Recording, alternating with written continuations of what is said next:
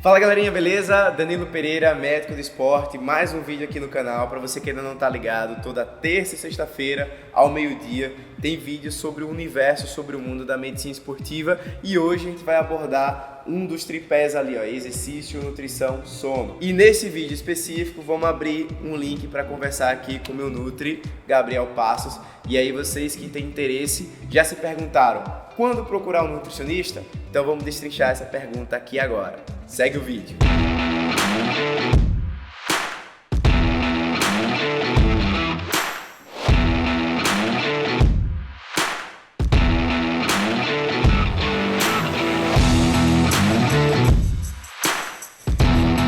Se você está chegando aqui no canal nesse vídeo agora e ainda não conhece, Gabriel, se apresenta aí, meu velho. Fala pessoal, sou Gabriel Passos, nutricionista esportivo. Trabalho com o Danilo, né? Trabalho também com o Ítalo, que é o fisioterapeuta. A gente tem uma equipe aí multidisciplinar.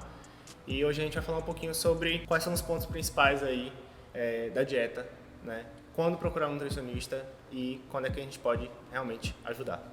Isso, quando que pode existir, né? Falhas, acertos, então vamos nessa, vamos aprender.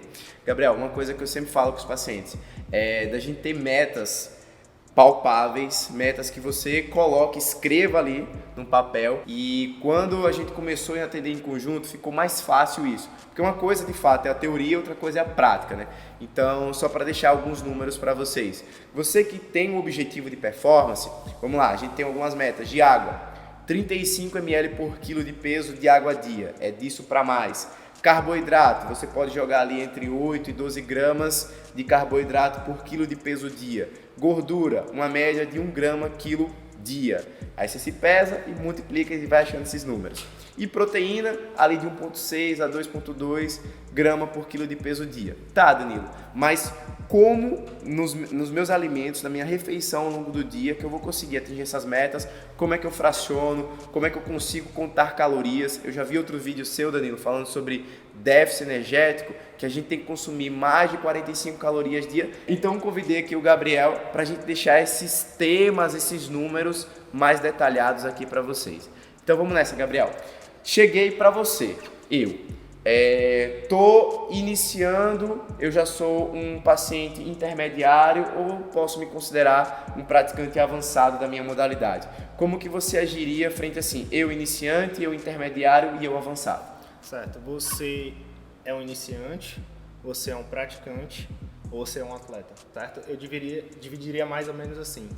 Porque essas metas que a gente falou anteriormente são metas que são recomendação, né, da ACMS, certo? Então esses números, esses valores são recomendados principalmente para atletas, certo? Então não adianta uma pessoa talvez que é iniciante na modalidade ou então, beleza, já treina há 2, 3 anos, querer consumir essas quantidades de uma hora para outra, porque ela não vai conseguir alcançar essas necessidades de realmente conseguir comer tudo isso, e ela também não vai conseguir como dividir, né, isso ao longo do dia. Então são pontos que são bem importantes.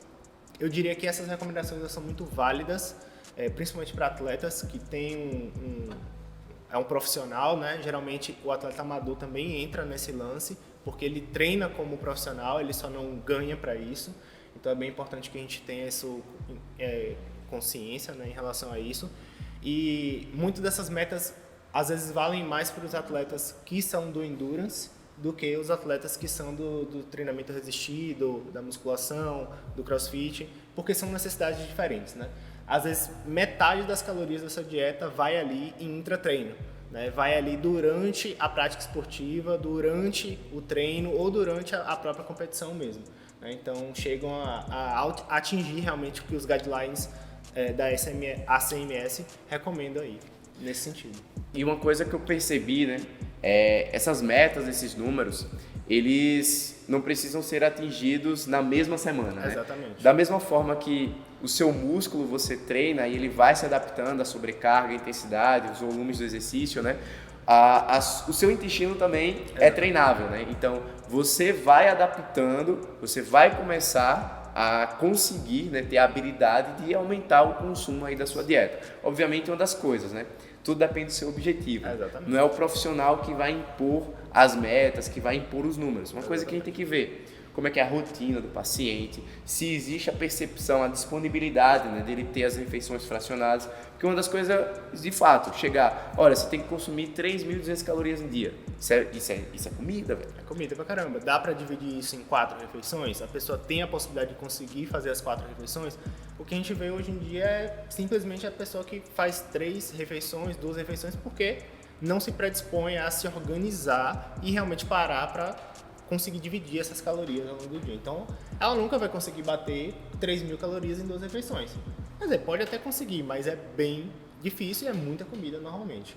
Se for comida de qualidade, comida boa, a gente vai ter muito volume, a gente vai ter muita fibra, a gente vai ter um alimento que tem muita água e isso preenche muito.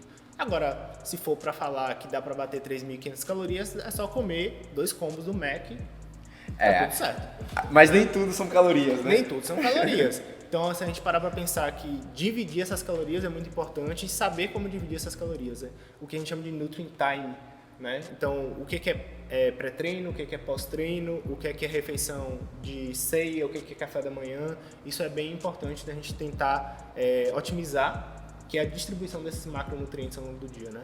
Então, por exemplo, para Danilo, que é um praticante avançado, né, treina, faz planilha, uma planilha que pode ser utilizada por atleta amador, né? Sim. Então vai Taxa sinistra. O bicho puxa. Vão 2 horas de treino, 2 ou 3 horas de treino por dia? De 1h30 a 2 horas de treino. Certo? Então, só para você tentar visualizar, não chega a bater as 45 calorias por quilo de peso magro por dia. Difícil, é difícil. É difícil. Né? Então, se a gente parar para pensar na sua rotina de atendimento, de dia a dia, você consegue fazer 6 refeições por dia? Quase nunca. Certo? Então, a gente tem que... Isso tudo vai na consulta, né? Porque a maioria das pessoas ou não se predispõe a fazer isso, ou a gente tenta evoluir isso ao longo das consultas para que ela consiga otimizar cada vez mais espaço para a quantidade de calorias que ela precisa bater, a quantidade de calorias que ela consegue digerir e absorver, porque isso é o treino do intestino que a gente está falando, né? Eu costumo brincar ou deixar fácil para o paciente entender que é a assimilação. Quanto que o seu corpo vai assimilar daquilo que você está dando. Boa. Beleza, a gente quer aumentar calorias, a gente vai fazer um superávit calórico, você quer ganhar peso. Show. A gente vai começar a acrescentar calorias aos poucos, porque se eu quiser colocar tudo que eu preciso colocar de vez, você não vai conseguir assimilar tudo isso. Então, a primeira semana você vai assimilar muito pouco, a segunda semana talvez você assimile um pouco mais, e isso vai chegando a 100% de assimilação do que você está ingerindo a mais, para depois a gente aumentar, né? Então, talvez tenha esse período realmente de evolução até chegar, fazer realmente a pessoa conseguir atingir as metas dos guidelines lá. Eu acho que hoje em dia o que é mais comum e é mais importante é a gente tirar o indivíduo das Red S, né? Ou prevenir que ele não entre nisso aí, porque é aí que entra a lesão, é aí que entra a má recuperação, é aí que entra o overreaching, que não é funcional, não chega a ser um overtraining às vezes, e aí a gente só tem dano, não tem ganho de performance, a gente só tem regressão. E aí a intenção não é essa. Quando você treina, você está treinando. Quando você come, você está treinando. Quando você dorme, você também está treinando. E aí o Gabriel falou um bocado de informação aqui. Eu acho que esse vídeo, Gabriel, dava pra gente fazer uns 5 destrinchados aqui. Dá pra sabe? destrinchar em 10. Mas assim, você já pontuou coisas extremamente importantes. E eu destacaria então que desde o início de uma prática, de uma modalidade, você já tem benefício Sim. a buscar um nutricionista, porque esse processo de assimilação, né, você já vai iniciando treinando o seu intestino da mesma forma como você está treinando o seu músculo, né? Então, nutricionista, assim como a medicina esportiva, como a fisioterapia, não são gastos unicamente de dinheiro, são investimentos, na verdade, no seu rendimento, pensando assim, gavetinha de performance aberta, mas a gavetinha de promoção de saúde também, né? O processo de tratamento de doenças, obesidade, diabetes, hipertensão, tem uma base também, a base alimentar, né? Então, se a gente parar para pensar, você economiza dinheiro ao buscar um profissional, porque você vai melhorar suas escolhas alimentares, melhorar aquela compra de mercadinho que você tá fazendo. E aí eu vou assumir um compromisso aqui com o Gabriel também para lançar um vídeo para vocês da gente fazendo o mercadinho, né? Fazendo uma feira. O que pesa no orçamento? Na verdade, se a gente consegue, por exemplo, destrinchar a dieta que você me passou. Se eu vou comprar os macros só em produtos embutidos, se eu vou bater meus macros só numa feira, quanto que isso vai ter de diferença financeira? Eu acho que, tive esse gatilho aqui, vai ser um vídeo legal. Vou assumir o compromisso com vocês aqui de lançar também, tá certo? Bom, Gabriel, eu acho que esse bate-papo aqui teve um bocado de conhecimento, de conteúdo que a gente conseguiu contribuir. Se você tivesse alguma mensagem final, alguma ideia para passar aqui para a pessoa que está até agora nesse momento assistindo, então é porque está curioso, está interessado, então aproveita, deixa o seu curtir, se inscreve no canal, ativa o sininho, compartilha lá com seus amigos, com familiares, pessoas que vocês acham que vão se beneficiar com as mensagens. Então, mensagem final aí, Gabriel. Vamos lá. A gente falou aqui da nossa consulta, né, que existe essa interdisciplinaridade entre os pacientes, né, e o que é importante a gente entender? Sair da consulta com o Danilo, sair da consulta com um médico esportivo. Ele me recomendou comer talvez a mais ou melhor, me recomendou beber mais água, me fez as recomendações globais que a gente entende que são importantes para que a pessoa que buscou ele e quer a performance tem que fazer. Beleza, como é que eu vou fazer isso? Aí que talvez entre um nutricionista para te ajudar como fazer isso. Porque, é como a gente falou, bater caloria por caloria talvez não funcione ou funcione muito pouco, né? Eu sempre costumo falar, treino é rei. Se você só treinar, obviamente vai te dar um resultado. Mas se você quer ir além, talvez tem que juntar isso com a dieta, né, que é a rainha aí, e você vai ter um segmento muito melhor desse processo. Gostei desse casamento aí, viu? Deu certo, deu bom.